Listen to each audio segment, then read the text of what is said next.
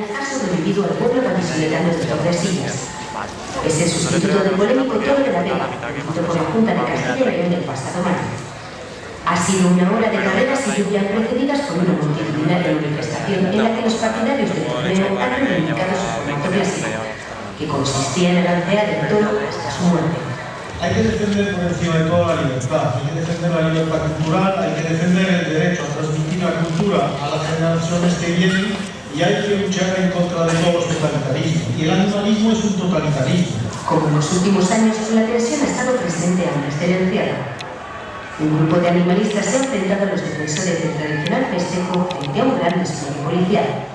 Los activistas protestan contra la fiesta porque para ellos el toro de la peña también representa el maltrato animal. Después de 500 años se ha celebrado el primero de la historia. Pelar ha recorrido la villa vallisoletana y esta de Sri Lankas. Miles de personas han presenciado el espectáculo en el que han participado los 200 jinetes. Se lidia de muerte para cumplir con la normativa autonómica, pero el pueblo sigue exigiendo democracia y libertad para que les devuelvan su fiesta. Pelado, el primer.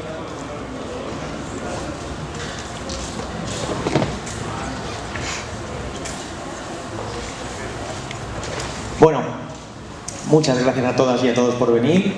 Como ha dicho mi compañera Almudena, es el tercer año que estamos aquí, este es el segundo año que colaboro como conferenciante.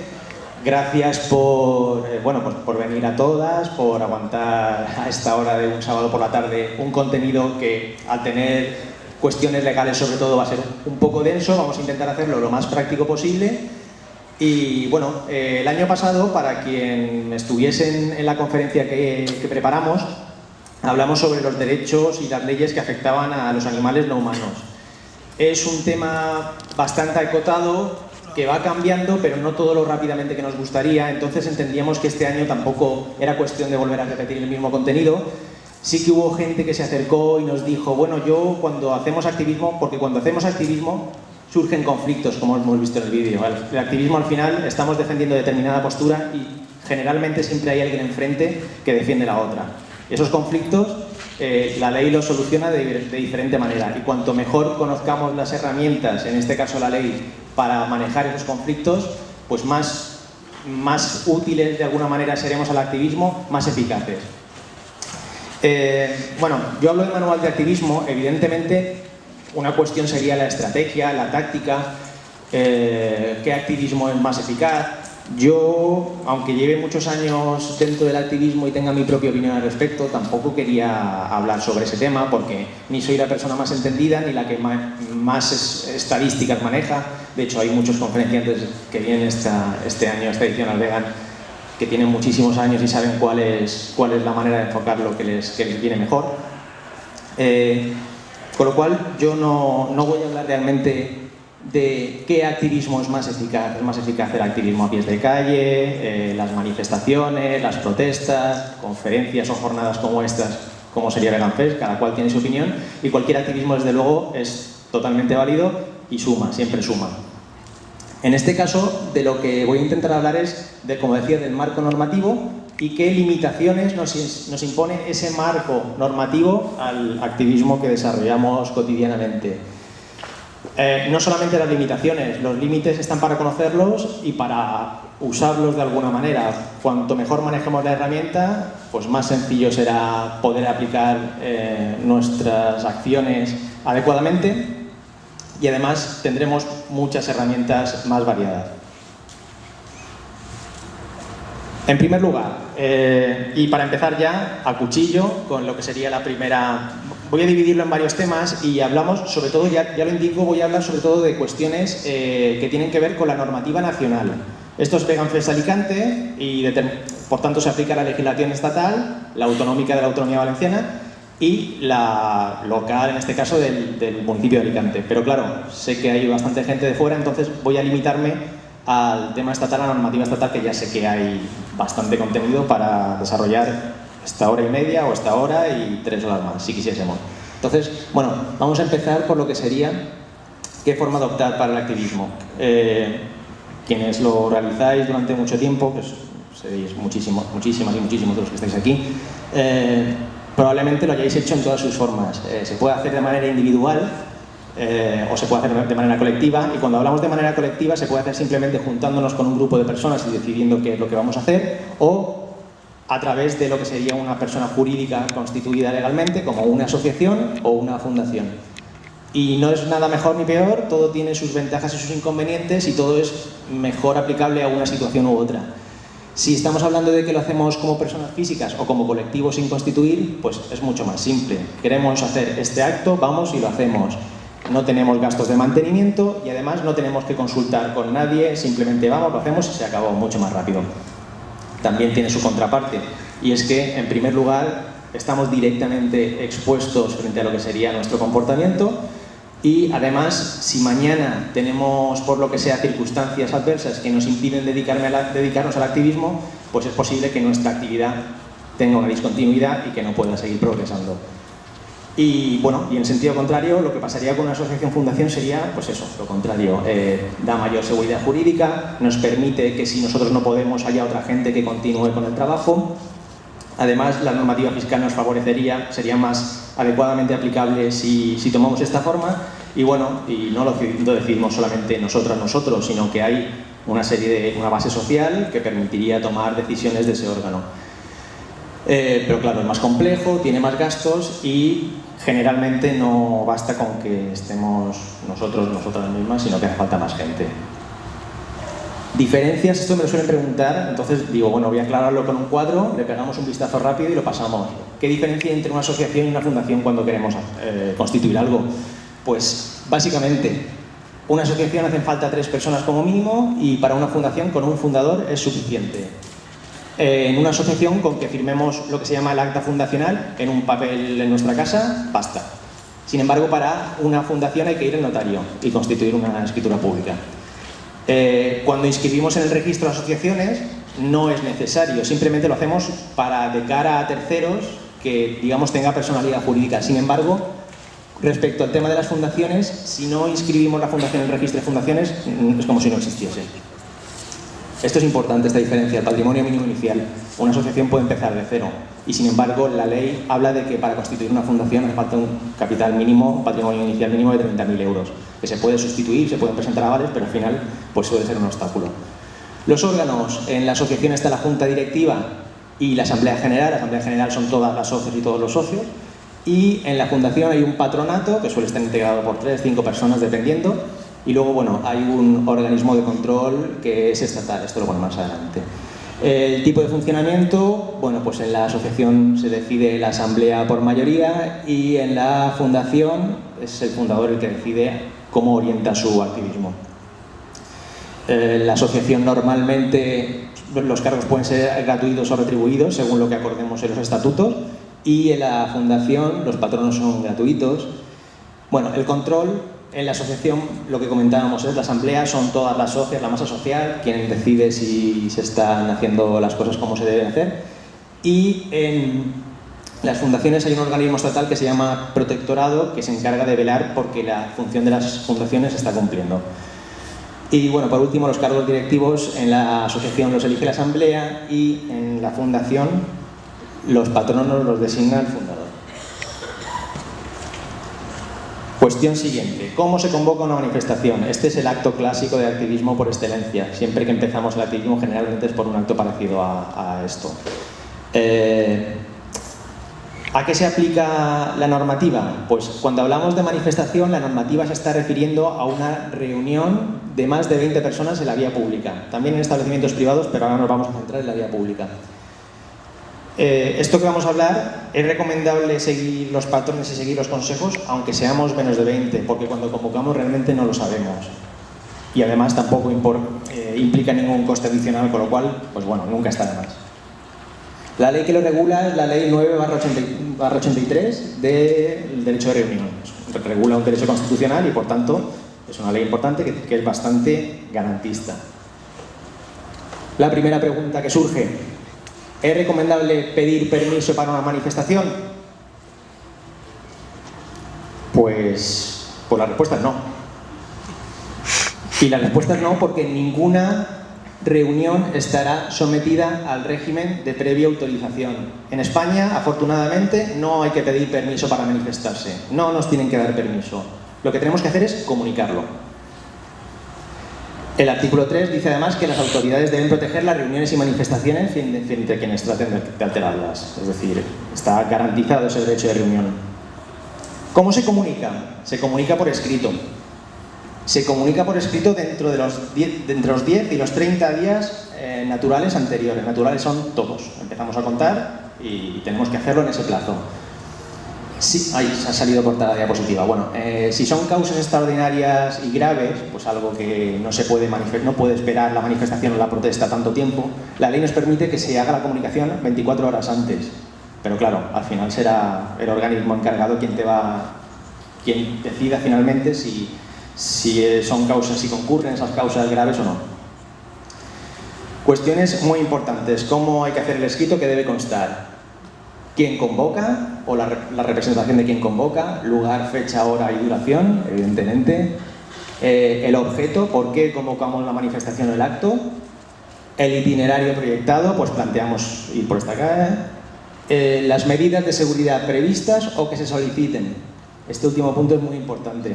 Suele dársele menos importancia, pero desde mi punto de vista es bastante importante y ahora un poco más adelante explico por qué. La autoridad gubernativa en Alicante es la subdelegación de gobierno, en las capitales donde haya delegación de gobierno, pues la delegación tiene que notificar al ayuntamiento, que al final es quien controla cómo está el tráfico o qué es lo que pasa en la ciudad, y el ayuntamiento tiene 72 horas para decir me parece bien o no decir nada, o prohibir o decir que no le parece bien por la razón que considere. Pues ese mismo día sale el desfile de bandas y no se puede pasar por ese itinerario y proponen alternativa, y así lo traslada su delegación de gobierno. No estamos de acuerdo, la respuesta que nos da su delegación a la convocatoria que hemos hecho no es aceptable. ¿Qué podemos hacer? Pues nos vamos al juzgado y al final es un juez o una juez la que tiene que decidir si se está vulnerando nuestro derecho a la reunión o si realmente las causas son justificadas. Plazo de 48 horas, es un plazo muy breve. Si lo hemos presentado con 30 días, pues será mucho más sencillo la tramitación del recurso en caso de que no lo hayan denegado, que si estamos hablando de las cuestiones de circunstancias graves o si nos hemos esperado a aprobar el plazo. Perdón, se escapa aquí. Este punto es el por qué decía yo que era importante. A ver. Bueno. Convocantes o responsables subsidiarios de los daños causados por participantes si no ponen los medios razonables a su alcance para evitarlo. Ahí está el último punto de medidas de seguridad previstas o que se soliciten. Al final, quien convoca, si es una asociación, si es una persona física, si no ha previsto lo que podía pasar en la manifestación y no ha puesto los medios razonables, pues puede responder de los daños si al final la persona que los ha causado o no es localizada o no puede responder por cualquier causa. Este es simplemente un modelo, no lo voy a leer entero, además no sé si desde allí se leerá porque la letra es muy pequeña, pero bueno, sería un modelo estándar de lo que es una comunicación de manifestación o de protesta. Lo que sí que digo es el punto cuarto que pone medidas de seguridad. Hablamos de la asistencia prevista, esto es complicado de calcular, pero bueno, hacemos una estimación, siempre es mejor pasarse de largo que quedarse corto. Y básicamente nos cubrimos de alguna manera diciendo que se solicite a la autoridad gubernativa que intervengan los efectivos necesarios para salvaguardar la integridad de los manifestantes. Y ya hemos puesto medios, porque nadie vamos a contratar a una empresa de seguridad para controlar, evidentemente, una manifestación o una protesta. ¿Qué diferencia hay entre una manifestación, concentración o una ocupación de la vía pública? A veces lo que pretendemos no es tanto transitar por la ciudad o hacer una concentración por lo que sea, sino, por ejemplo, poner un puesto para recoger firmas o vender, no sé, merchandising para cualquier causa, cualquier cuestión así. ¿Qué diferencia hay? Bueno, como decíamos, la manifestación se comunica a su delegación de gobierno y lo que sería la ocupación de manera temporal de la vía pública, si no está amparada en el derecho de reunión, ojo, el competente ya no es su delegación de gobierno, es el ayuntamiento del municipio donde vayamos a poner la mesa, a ocupar la vía. Y claro, cada ayuntamiento tiene su ordenanza y sus requisitos. Pues piden normalmente una tasa, piden un determinado impreso, suelen pedir un seguro de responsabilidad civil por si hubiese daños de cualquier tipo. Y bueno, y las razones, evidentemente, para la denegación no son las mismas ni de lejos que las de la manifestación. Hay veces que es un poco complicado distinguir, porque imaginámonos que tenemos una manifestación y que en la cabecera de la manifestación, o antes de salir, queremos recoger esas firmas y ponemos una mesa. ¿Cómo tramitamos eso? Bueno, pues aunque la diferencia es bastante sutil, la jurisprudencia, por lo menos la que ha aparecido hasta el momento y existe, suele ser tendente a favorecer el derecho de reunión y claro, es que esa mesa de recogida de firmas estaba íntimamente relacionada con la protesta o con la manifestación que venía después, con lo cual ahí entendemos que no sería necesario ese permiso del ayuntamiento de ocupación de la vía pública.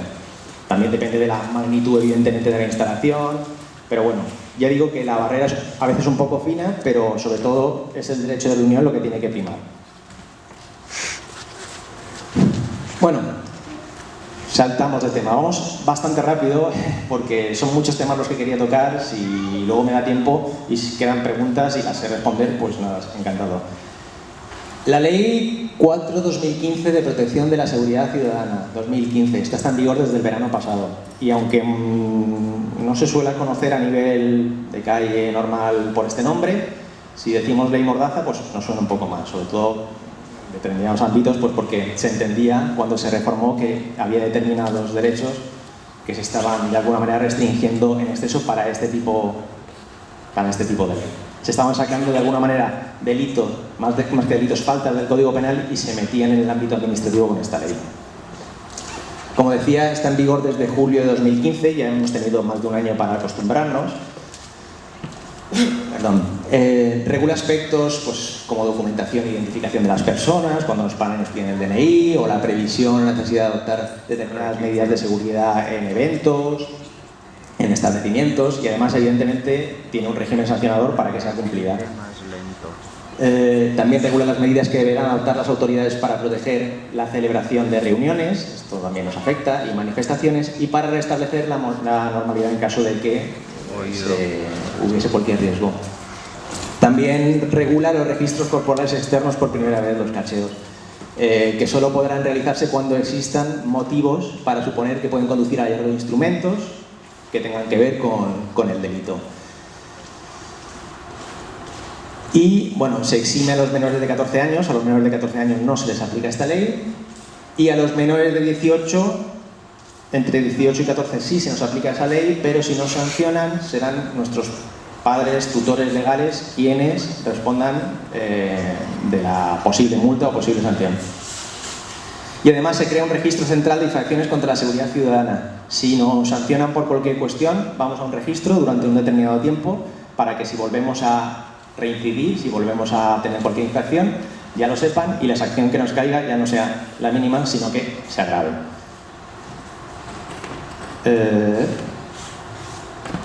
Aunque no se lean, abajo ponía, esto es un dato importante, la prescripción de las infracciones. Cuando nosotros, en teoría, realizamos un hecho que se resulta en infracción, el Estado, la Administración, tiene un tiempo para sancionarlos. 6 meses, 1 año o 2 años, según se considere infracción, leve, grave o muy grave. Si en una infracción leve a los 6 meses no tenemos un expediente incoado, se acabó, ha prescrito. Faltas muy graves. Las he listado, voy a pasar rápido y no las he listado todas porque hay muchas que tienen que ver con cuestiones de sustancias estupefacientes y demás, entonces solamente he dejado las que tendrían un poco de relevancia de cara a lo que sería el activismo. Manifestaciones no comunicadas o prohibidas ante infraestructuras críticas. Infraestructuras críticas, ¿de qué estamos hablando? Pues yo no lo sé. El Congreso, el Senado, una central nuclear, en fin, el Estado lo ha hecho pensando en, pues eso, infraestructuras de carácter esencial. Celebrar espectáculos públicos quebrantando la prohibición, o proyectar, esto tiene menos influencia, pero bueno, proyectar hacer de luz sobre pilotos o conductores de medio de transporte también es muy grave. 30.000 y 600.000 euros. Lo menos que nos puede caer por una sanción así serían 30.000 euros. No estamos hablando de ninguna imagino que quiebra la economía de casi cualquiera. Las graves, que se han cortado bastante. Estas son el grueso y las sanciones entre 601 y 30.000. Perturbar la seguridad ciudadana en actos públicos, espectáculos deportivos o culturales, solemnidades, oficios religiosos o otras reuniones. Perturbar la seguridad ciudadana, pues depende. Un asalto al ruedo perturba la seguridad ciudadana, pues depende de la consideración. Por ejemplo, perturbación grave de la seguridad ciudadana en manifestaciones, sí. Aquí vuelve a incidir de manera específica, Congreso, Senado, asambleas autonómicas, incluso, aunque esté vacío, aunque estén de vacaciones, si nos reunimos ahí, falta grave. Causar desórdenes en la calle o obstaculizarla con barricadas, impedir a cualquier autoridad el ejercicio legítimo de sus funciones, por ejemplo, la plataforma antidesahucios, esto estaría claramente pensado para ese tipo de acciones. Acciones y omisiones que obstaculicen el funcionamiento de servicios de emergencia, desobediencia o la resistencia a la autoridad, así como negativa a identificarse. Bueno, pues esto también es bastante habitual, pasa con frecuencia. Negarse a disolver reuniones y manifestaciones cuando lo ordenen las autoridades. Artículo 5 de la reunión, antes de la ley de reunión. Antes no hemos hablado de ese artículo, pero básicamente habla de las razones por las que se puede prohibir una reunión y es que sea contraria a la ley. Ya está. No, un poco desarrollado, pero viene siendo eso. Perturbar el desarrollo de una manifestación ilícita también es una infracción grave. Intrusión en infraestructuras críticas, incluyendo sobrevuelo. Y el uso, también importante y ha sido muy polémico, el uso no autorizado de imágenes o datos personales o profesionales de autoridades de los miembros de la Fuerza y Seguridad del Estado. Esto ha sido muy polémico porque se llegó a decir que en principio lo que se estaba haciendo de hecho era prohibir que se tomen fotografías de las fuerzas de seguridad cuando están en una acción represiva, pues en un altercado en una manifestación. La aplicación diaria durante un año realmente no ha sido así. Lo que se debe decir es que el precepto textualmente no impide realizar la fotografía. Lo que está impidiendo es el uso cuando suponga un riesgo personal o familiar para los agentes. Con lo cual, la grabación de la manifestación, bueno, es el derecho de información y si no se vulnera no existe riesgo para la gente, pues tampoco sería mayor problema. Y estas son las leves. Celebración de manifestaciones sin comunicar a la autoridad. De 100 a 600 euros. Pues bueno, entre enviar un fax o un correo electrónico o incluso acercarse a su delegación de gobierno y pagar 100 euros, pues bueno, es más barato lo primero. Circulación peatonal cuando por un acto público se provocan alteraciones. Faltas de respeto y consideración cuyo destinatario sea un miembro de las fuerzas y cuerpos de seguridad del Estado. Pues también puede pasar. Es una falta leve. Hacer incitar actos que atenten contra la libertad y la vida sexual, la proyección de haces de luz sobre miembros y fuerzas de cuerpos de seguridad del Estado, ocupación de casas y venta ambulante, esto tampoco tiene mucha relación, causar daños a bienes muebles o inmuebles de uso público o privado que estén en la vía pública, escalar monumentos cuando haya riesgo de que se ocasionen daños. Si no hay riesgo de que se ocasionen daños, pues bueno, remoción de vallas y dejar sueltos en condiciones de causar daños a animales feroces, así como abandonar animales domésticos.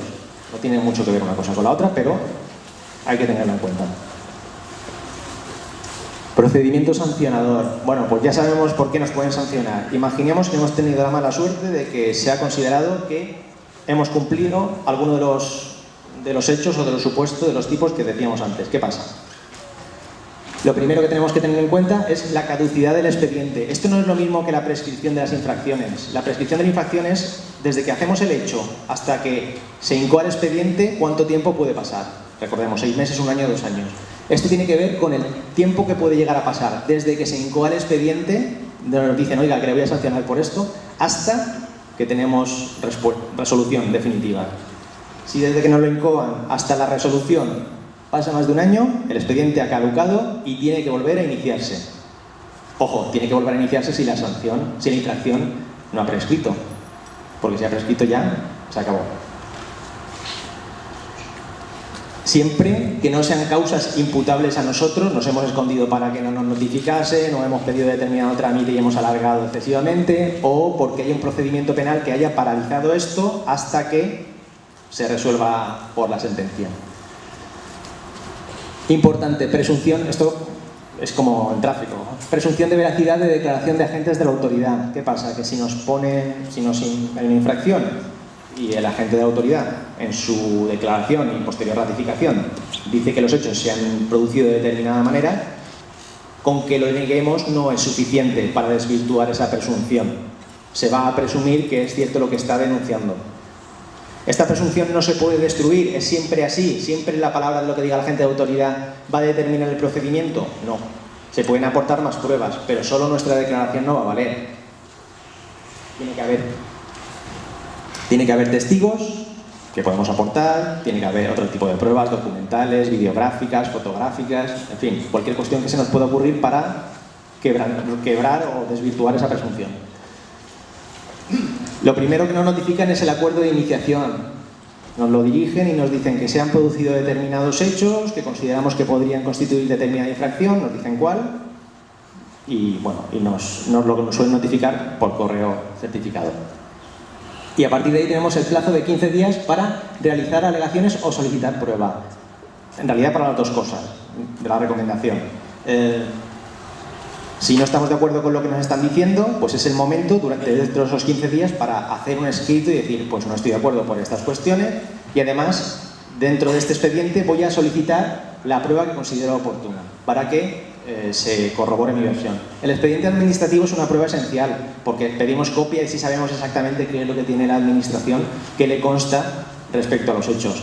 Pero hay muchísimas pruebas, como comentaba, testifical, aportando datos, documental, en fin, tenemos que aportarlo.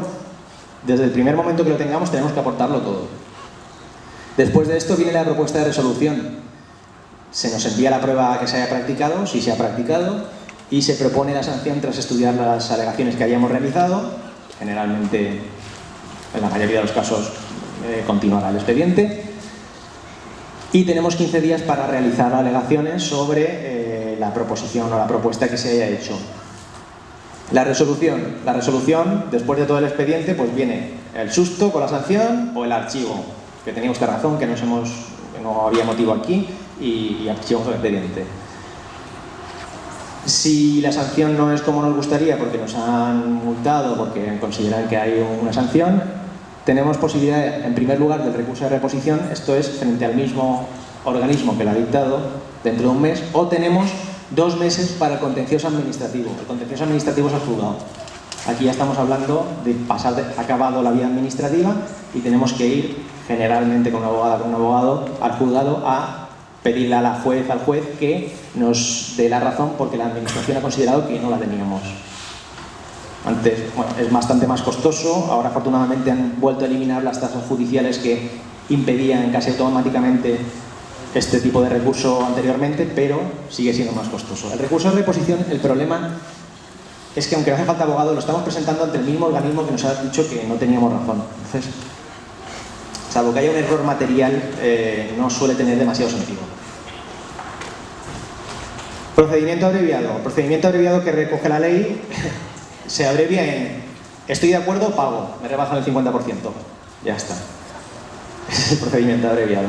Tengo 15 días y en esos 15 días que me dan para alegar, si considero que no tengo posibilidades, esto es una posibilidad, yo no la descartaría nunca, porque hay veces que entendemos que no hay manera, que está perfectamente leída lo que nos están diciendo y que probablemente la mejor estrategia sea asumir las consecuencias y en ese caso pagaremos el 50% de la sanción.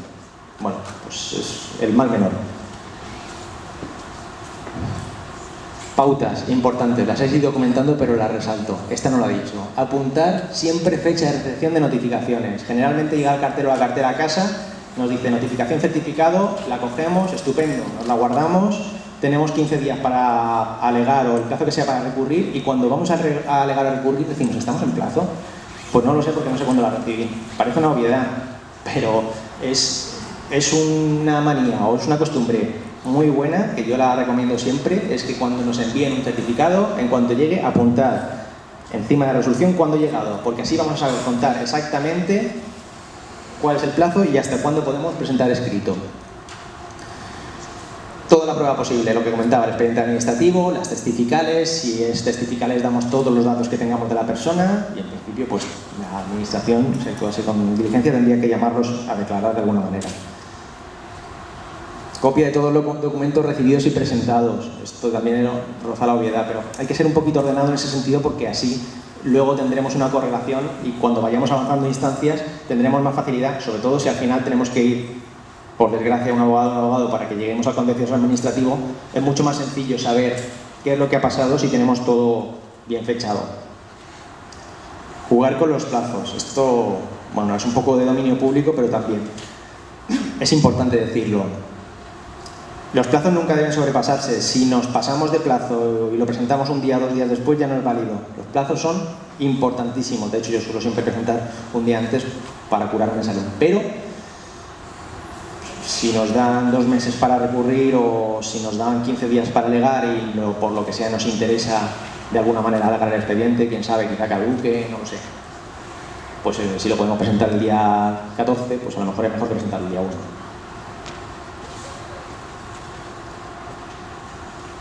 Las alegaciones. ¿En qué tienen que basarse las alegaciones? Es esencial negar los hechos. Si en nuestro primer escrito de alegaciones no negamos los hechos, se acabó. La administración ha dicho, has hecho esto, pues si no lo niego, ya nos ha reconocido de alguna manera que esto era así. Tenemos que hablar de la proporcionalidad de la sanción, en el sentido de que generalmente tiene que imponerse siempre la sanción mínima. Si va de 101 a 600 euros, deben imponer los 101. Y si no nos imponen 101, la resolución tiene que explicar por qué. Si no es así, en nuestro escrito de alegaciones tenemos que hablar de la proporcionalidad. Prueba denegada. Resulta que en nuestro escrito de alegaciones propusimos un montón de testificales y ni siquiera nos han hablado del tema, o no lo han mencionado, o nos han dicho que no era necesario. Pues bueno, pues es otro motivo para poder alegar o recurrir. Permiso, porque como no considero ver...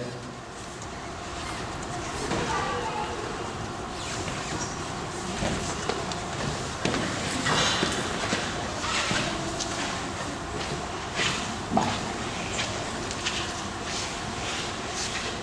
Vamos a subir un escalón más. Hemos hablado de infracciones administrativas. Si la cosa se complica, podemos acabar hablando del Código Penal. Delitos.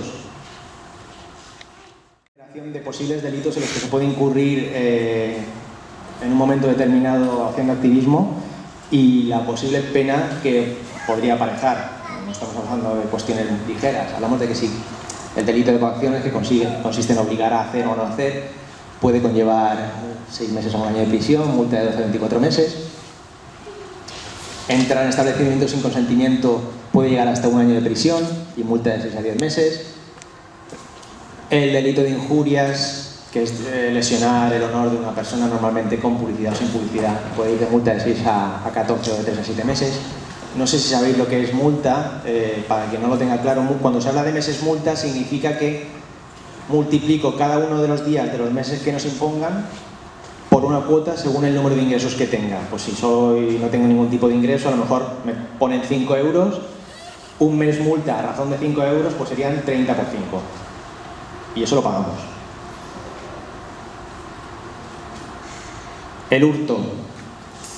El hurto es apropiarse de algo ajeno sin fuerza, sin intimidación, y implica la pena de 6 a 18 meses de prisión, multa de 1 a 3 meses y demás. ¿Por qué he puesto esa foto abajo? Bueno, pues luego hablaremos de casos prácticos si nos da tiempo, pero ¿dónde podría encuadrarse un rescate en una granja? Pues depende de las circunstancias que lo rodeen. Hay que intentar saber qué es lo que podría implicar. Robo con fuerza. La diferencia es que en este caso se ha forzado algún tipo de elemento, se ha abierto una cerradura con ganzúa, o se ha roto, o se ha escalado una pared o un muro. Ya no estamos hablando de hurto, estamos hablando de robo, y la prisión crece bastante. Usurpación de inmuebles, simplemente que hacemos uso de un inmueble, pues lo ocupamos con violencia o sin violencia, simplemente sin autorización, las diferentes penas.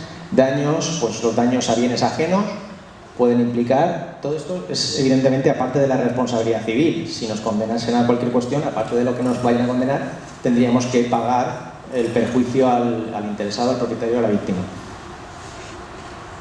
Atentado significa, bueno, pues de alguna manera se refiere a la autoridad pública, está hablando de intimidación grave o violencia, y bueno, 3 a 6 meses contra autoridad. Este es más leve, vamos a mirarlo aquí porque no se lee. Vamos a ver.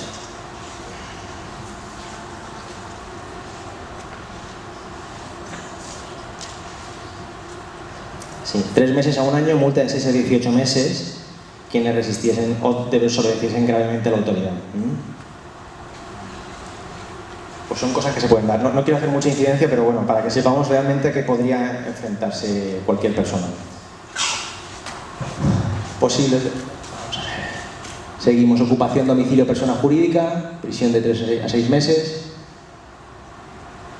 Y alteración grave del orden, se refiere a en el entorno de un tribunal, actos públicos, espectáculos. La descripción se parece bastante a lo que hablaba la ley orgánica. Por eso digo que se habla del principio de intervención mínima de la ley penal. Estos son los casos más graves de los más graves, pero bueno, cuando se vaya a aplicar o se vaya a incardinar los hechos en un determinado supuesto, hay que ver dónde lo enmarcan. Y esto es un delito, que además conlleva esa pena de prisión. ¿Qué hacer ante una detención? Esperemos que nunca pase, evidentemente, pero es algo que creo que todo ciudadano debería saber, toda ciudadana. Hay que distinguirlo, lo primero, del artículo 16 de la Ley Orgánica de Protección de Seguridad Ciudadana, que es la identificación de personas. Imaginemos que vamos por la calle, nos piden el DNI y nos negamos a facilitarlo, o no lo llevamos y no nos pueden identificar de alguna otra manera. Pues ese artículo habla de que si hay indicios de infracción, para prevenir el delito, nos pueden trasladar a las dependencias policiales más cercanas para hacer las diligencias de investigación que consideren necesarias. Este trámite no puede durar más de 6 horas y además se obliga, digamos, a registrar entrada y salida para que eso se cumpla. Esto no es una detención. Aquí no tenemos el estatus de detenidos o detenidas, ni nos tienen que ver nuestros derechos ni nada, porque no tiene nada que ver. La detención es otra cuestión. La ley de enjuiciamiento criminal habla de cuáles son los motivos por los que nos pueden detener. Prevención del delito, evidentemente, o si no, si se pilla in flagranti a alguien que está cometiendo un delito, o fugado, procesado, etc. Se habla de que debe hacerse la forma que menos perjudique a la persona, bienes y reputación de la persona, lógicamente. Plazo máximo. Una detención no puede durar más de 72 horas.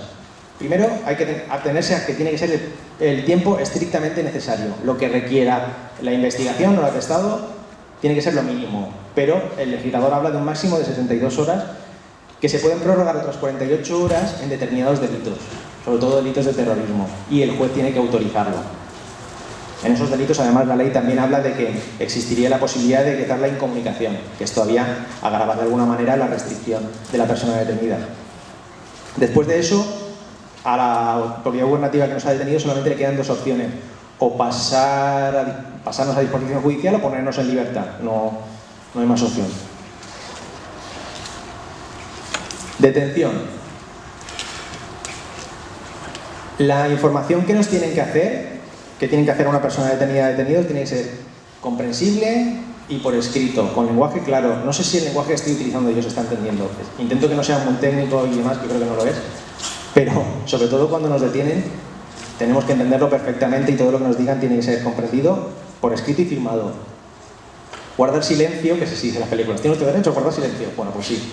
Guardar silencio, tiene derecho a no declarar y a no contestar alguna de las preguntas o ninguna. No declarar contra sí mismo o ni confesarse culpable no es exactamente lo mismo que lo primero. Básicamente lleva implícito un derecho a, de alguna manera, mentir, entre comillas. Es decir, nadie puede sancionarnos porque digamos que no hemos hecho algo, aunque realmente sí que lo hayamos hecho. La ley nos da derecho a no declarar contra nosotros mismos. Tiene derecho a designar un abogado o comunicar con él si por la lejanía no se pudiese, y si no, para las diligencias que fuesen necesarias se le pone uno de oficio. Esto es novedoso: acceder a parte de las actuaciones para poder impugnar una detención. La policía nos tiene que dar acceso al atestado por si entendemos que las causas de detención son impugnables por cualquier razón, no hay motivo o lo que fuese, o es, en fin, podemos acceder a esa parte del atestado. Tenemos derecho a que se comunique a un tercero la detención, avisen a tal persona, y si somos extranjeros, que avisen a la oficina consular. Tenemos derecho a comunicar, esto también es nuevo, antes se solía decir, tengo derecho a una llamada. Bueno, pues esto antes de la reforma de hace poquito de la ley de enjuiciamiento criminal no era así. Simplemente comunicaban a quien nosotros decíamos. Ahora sí, comunicar telefónicamente con un tercero en presencia de funcionario. Derecho a comunicación y visita, esto lo mismo para gente que es de fuera, de autoridades consulares. Derecho a intérpretes si no entendemos la lengua, el español en este caso. Y este es muy importante, derecho a ser reconocido por un médico forense. Es importante si nos encontrásemos mal por lo que fuese o si entendiésemos que debemos denunciar cualquier situación de lesiones por lo que fuese. Como tenemos este derecho, podemos requerir que se nos lleve al médico forense y que en ese parte consten las posibles lesiones que tengamos para luego emplearlas, utilizarlas para los que fuese.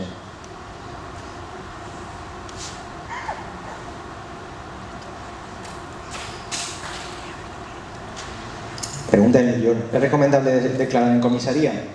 Pues aquí no... Realmente no hay una respuesta absoluta. Generalmente, primero, no declarar no implica que seamos culpables, es que si no declara es que está escondiendo algo.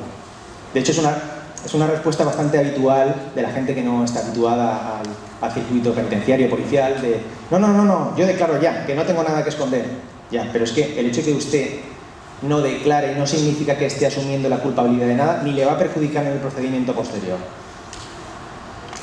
Además, es que después de declarar en las instalaciones policiales, generalmente el procedimiento continuará y generalmente habrá que declarar otra vez ante el juez de instrucción o la autoridad judicial, para decir lo mismo o para ratificarnos o para cambiar. En ese momento, cuando declaramos delante del juez, la abogada o el abogado que nos esté asistiendo ya ha tenido acceso a los autos, al atestado, ya sabe lo que hay, ya sabe la prueba que hay, quién han declarado los demás, y sin embargo, generalmente en las dependencias policiales esto se desconoce, con lo cual de alguna manera la declaración que se hace en comisaría se hace con un abogado o una abogada a ciegas. ¿Es recomendable hacerlo? Pues si a mí me preguntasen yo siempre diría que no, pero claro, depende del momento, depende del caso. Otra cuestión muy importante, porque antes esto ha cambiado. ¿Puedo entrevistarme privadamente con mi abogado antes de declarar? Ahora sí. Hasta hace muy poco no era posible. Solamente se podía hablar con el abogado o el abogado después de la declaración. Esto tenía un problema y es que generalmente cuando la policía preguntaba ¿va usted a declarar? Y la persona detenida mira al abogado o la abogada, tú te tienes que quedar como una estatua porque no puedes decir absolutamente nada, intentas de alguna manera con la cara, con gestos, decirle no declare, a veces te llevas una bronca, lógico, porque no puedes decir nada, pero está cambiado. Ahora la ley permite que haya una entrevista confidencial, apartado de la autoridad policial, vamos, en reservado, incluso antes de la declaración. Y es en ese momento cuando se puede decidir con quién la persona que asesore, si es recomendable, a la vista de todo lo que se tenga, declarar o no. Con lo cual, la duda de alguna manera casi ha desaparecido.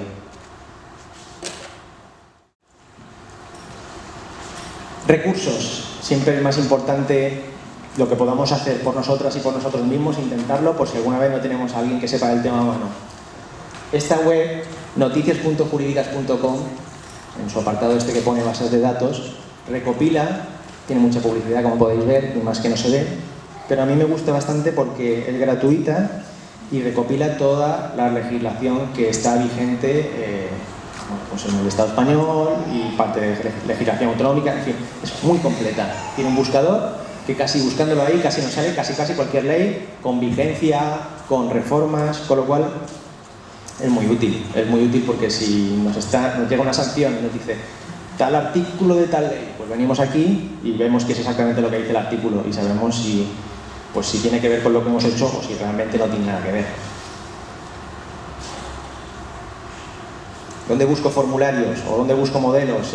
No quiero trabajarme mucho el asunto, o no tengo conocimiento, no tengo ganas, no tengo tiempo, da igual. Y quiero ver si en internet hay un modelo hecho para recurrir, alegar, en fin, lo que puede ser necesario. En Google hay un montón. No hay ninguna página específica que me guste más o menos, hay un montón, simplemente poniendo el buscador en cualquiera. Pero hay que llevar cuidado y hay que ser críticas y críticos, porque muchos de los modelos, muchos de los formularios que se cuelgan en la red se actualizan lo que se actualizan y es posible que estemos encontrando formularios anteriores a la última reforma o anteriores a la última ley con lo cual estemos diciendo cosas en nuestro escrito de alegaciones o en nuestro recurso que no tenga que ver con lo que se pide o que no tenga que ver con la realidad. Entonces hay que ser crítico. Si nos bajamos un formulario, lo copiamos tal cual y ponemos nuestros datos, primero leerlo.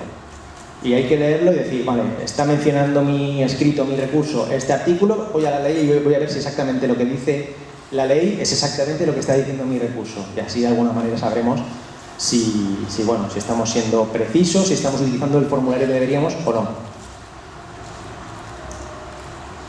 Que me lanzo a la piscina, que no conozca a nadie que pueda hacerlo por mí, que no quiera un formulario y que lo voy a hacer yo de cero. Bueno, pues realmente tampoco es complicado, pero es conveniente dejar determinados puntos claros. Lo primero, encabezar al órgano al que se dirige. Si recordáis el escrito que hemos visto antes, a la subdelegación de gobierno en grande, ¿para qué? Bueno, pues para que se sepa quién se está dirigiendo. La referencia al procedimiento es fundamental, porque cuando nos llega la sanción o lo que nos llegue, siempre arriba hay una referencia con un número de autos o de expediente o de lo que fuese. También es muy importante, negrita, en fin. La identidad del recurrente, quiénes somos, con todos los datos personales que podamos, absolutamente todos, que luego no sea porque no nos han podido notificar y nos han notificado a través del boletín, porque entonces sí que perdemos la pista del procedimiento. Y si en lugar de nuestro domicilio entendemos que nos van a notificar mejor en casa de nuestros padres, en la oficina, donde sea, ponemos ese domicilio para notificaciones y que el procedimiento nos lo continúen notificando ahí. Exposición de los hechos, qué es lo que ha pasado hasta ahora, se ha recibido tal notificación de tal, por tal motivo, qué escrito estamos presentando, para que sepan que es un recurso de reposición o unas alegaciones o lo que fuese. ¿Por qué? Esta es la parte fundamental y es la parte donde tenemos que desarrollar nuestra dialéctica, donde tenemos que cargarnos de razón y donde tenemos que explicar por qué entendemos que la sanción que nos están imponiendo es desproporcionada o es injusta, no se ajusta a realidad, lo que fuese. Ahí le metemos todo, los hechos, las pruebas que proponemos, las normas a aplicar. Cuando hablamos de instancias judiciales, normalmente la gente que se dedica a derecho separa los hechos de los fundamentos de derecho. Aquí estamos hablando de vía administrativa, tampoco hay que ser tan técnico, lo podemos todo meter en el mismo cuerpo y bueno, tampoco tiene mayor importancia. La fecha y la firma. Por duplicado y con copia sellada siempre.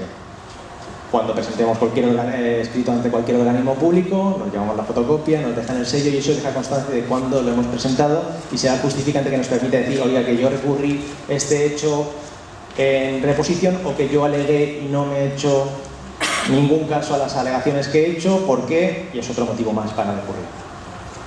Y hasta aquí, digamos, lo que sería la exposición básica, ya digo que iba a toda pastilla, de lo que sería la legislación relativa al Código Penal, infracciones y demás. Antes, al principio, cuando hemos empezado, hemos visto un vídeo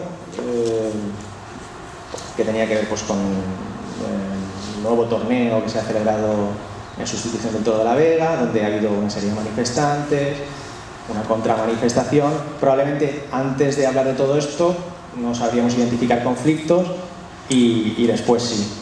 ¿Puedes poner Almu el 2, por favor?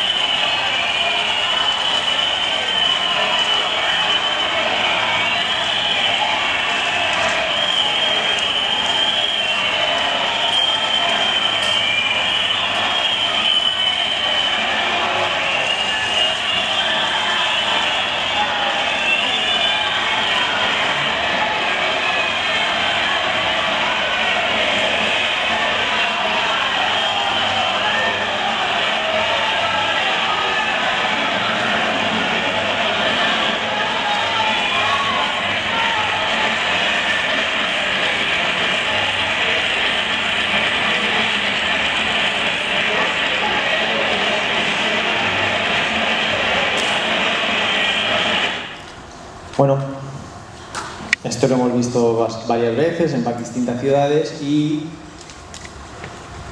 suele acabar en sanción. Aquí en concreto también ha pasado, en Alicante. Generalmente no suele implicar tal gravedad que se abra la vía penal, pero sí que suele abrirse un procedimiento sancionador administrativo. En la Comunidad Valenciana hay una normativa de espectáculos, una ley de espectáculos, no recuerdo exactamente la numeración, pero es la que sancionaba pues, digamos, la intervención por parte del público en determinados actos públicos, etc. Y estamos hablando siempre de sanciones económicas. Contra esas infracciones, lo mismo que hemos hablado contra la Ley Orgánica de Protección de Seguridad Ciudadana, va el recurso de alzada y posteriormente, cuando no nos da la razón, nos toca ir al juzgado. Bueno, esto, ya digo, suele ser la vía habitual. Evidentemente, el hecho de que alguien salte un ruedo no le da derecho a ningún trabajador de la plaza ni nada a agredirle porque entonces quien estaría incurriendo en infracción sería él. Pero bueno, esa es otra cuestión. Hay varias infracciones, entre ellas esa. Y poner un nuevo vídeo.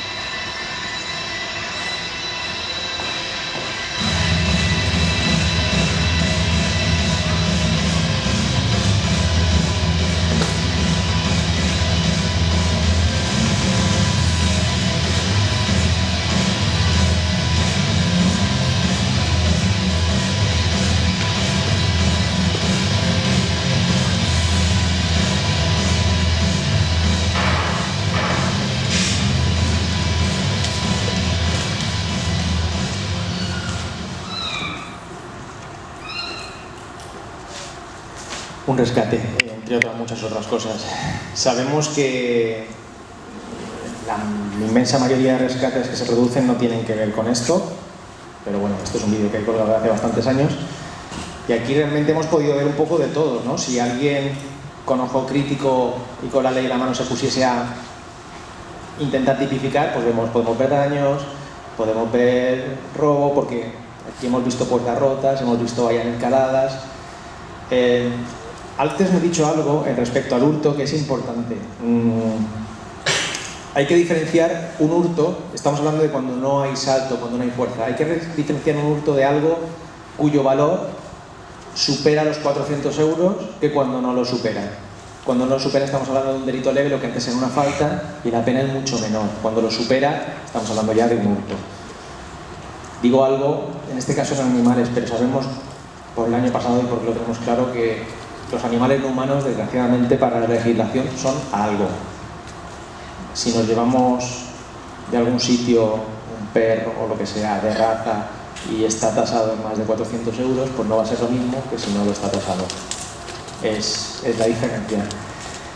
Entonces, bueno, evidentemente no es lo mismo hacer un rescate como este que hacer un rescate de una granja donde la puerta estaba abierta y donde hemos cogido animales que iban a ser sacrificados. Hola, buenas.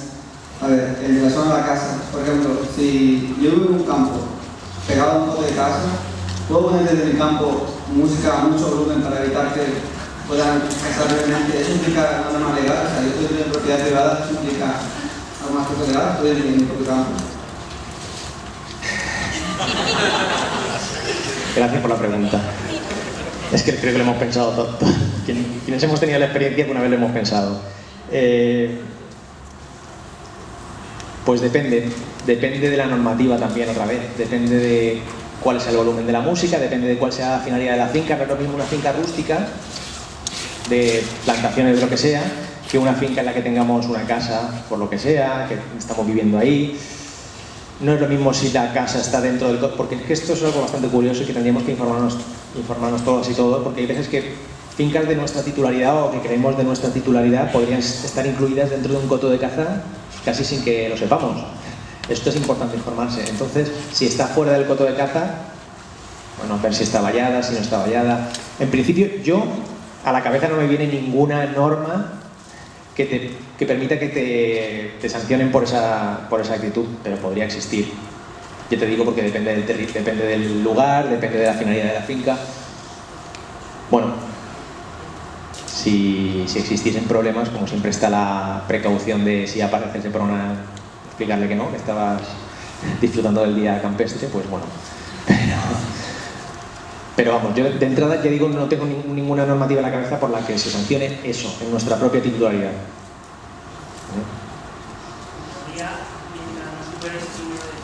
Bueno, esa es otra, claro, los decibelios generalmente van más a nivel urbano porque suele estar en ordenanzas el tema de los decibelios, aquí estamos hablando del campo, pero sí, en teoría, evidentemente si es un volumen normal nadie nos va a decir nada.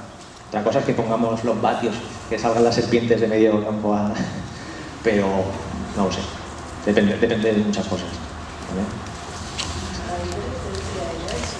Espera, que no se puede. Muy breve. Lo que decía ella es si se puede pasar o no, si pone oportunidad de caza o algún cartel de no pasar. ¿Hay algún listado público que se pueda mirar qué zona puede pertenecer a un coto, ¿no? Porque a lo mejor hay un hombre mayor que no quiere pasar por allí y pone no pasar. Y quiere no pasar, ¿sabes? Y él lo dice que no pase y no tiene ningún tipo de razón. Yo creo que sí que hay un sitio donde están registrados los cotos de caza, no he accedido nunca, pero yo creo que, vamos, si no hay un sitio público de acceso público, sí que tienes la posibilidad de ir al organismo que los conceda, generar la consellería de lo que sea aquí en la Comunidad Valenciana o donde sea, que te explique si este lugar está comprendido dentro de un coto de caza. ¿Tendría que estar indicado para que sea realmente un coto de caza? Depende de la normativa, pero normalmente sí. Y además se suele indicar por propio interés de los propietarios, para que no entre nadie. Esto lo indican para que no entre nadie a cazar a su propio coto, no por otra cuestión. Por ejemplo, nosotros se nos da la situación de que hay una asociación de perdigueros que tienen allí un cartel, pero que no marca que es ni coto de caza ni nada, y además está pegado justo a nuestra casa. Y no sabe si es coto o no. Entonces la pregunta que ha hecho el chico, pues sería interesante saber si realmente es un coto o no es un coto. Pues es una buena opción. Tenemos unas ganas. Es una buena opción intentar averiguarlo. Primero intentar averiguarlo a través del SEPRONA. El SEPRONA pasa un poco. Bueno, pues si no da resultado, ir a la consellería correspondiente, en este caso la de caza, no sé a quién le corresponde, pero vamos, y preguntar, oigan, mire, yo tengo una finca de esta titular y al lado tenemos un problema, ¿existe un coto de caza? ¿Cómo funciona? Pero si no es coto de caza, no puede cazar. Y sobre todo, es que depende de la calificación del terreno, no solamente se puede cazar. No solamente está permitido la caza en cotos privados de caza, hay otros tipos de terrenos donde se permite, pero depende de la normativa autonómica también. Habría que cogerse la ley. ¿Dónde es? ¿Qué comunidad? Pues habría que coger la ley de caza de la Comunidad Valenciana y empezar a pegar un vistazo a ver qué permite y qué no. Si es que si queréis que os eche una mano algún día por alguna duda, sin problema.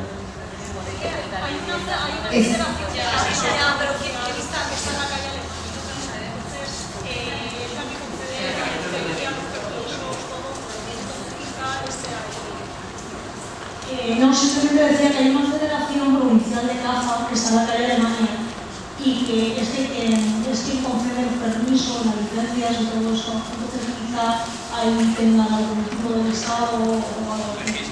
Puede ser. Bueno, muchas gracias a todos. No hay tiempo para más porque a las 7:30...